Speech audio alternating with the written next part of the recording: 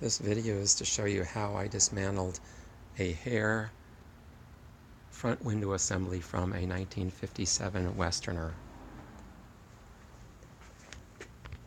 You'll have to remove the quarter pane window, flip that tab up with a pair of pliers or a screwdriver, slide this out very carefully, put it aside. Then the frame assembly is made up of one square assembly here, subassembly, another square subassembly right here. The way it's attached is several different ways. There are flush rivets, 1, 2, 3, 4, 5 flush rivets along the top. There's also a threaded Phillips sheet metal screw there and another one here. Then also on the left side there's going to be one clutch head screw and one clutch head screw. In order for you to dismantle everything, you're going to need drill bits from 1/16 all the way up to 1/8. You'll need your Phillips screwdriver. This is a number 1. Number 2 is better, but 1 works. This is your 1/8 inch drill bit. Here's your 5/32 clutch head removal tool for a socket, and then a putty knife. So you'll remove those, remove the screws here, and then drill these out. I used them in sequence all the way up, worked my way up, and then I was able, this shows the other side where I've already done that. And now in order to get to the mounting area,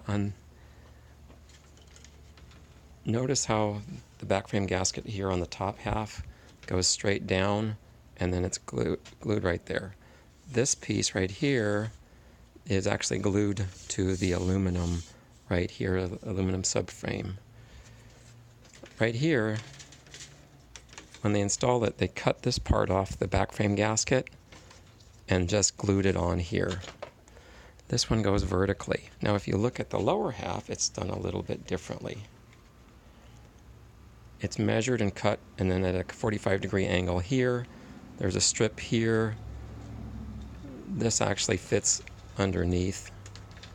Would be attached to the back frame gasket underneath here, but it's old and brittle and fell off.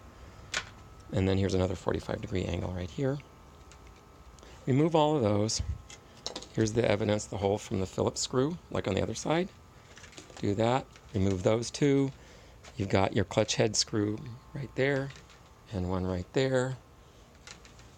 Then take a putty knife and work your way underneath, all the way around, and then push up from underneath, flip this over, and what you'll notice is that there's putty tape right along here.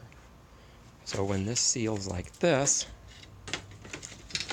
you've got putty tape right underneath here for a nice tight seal.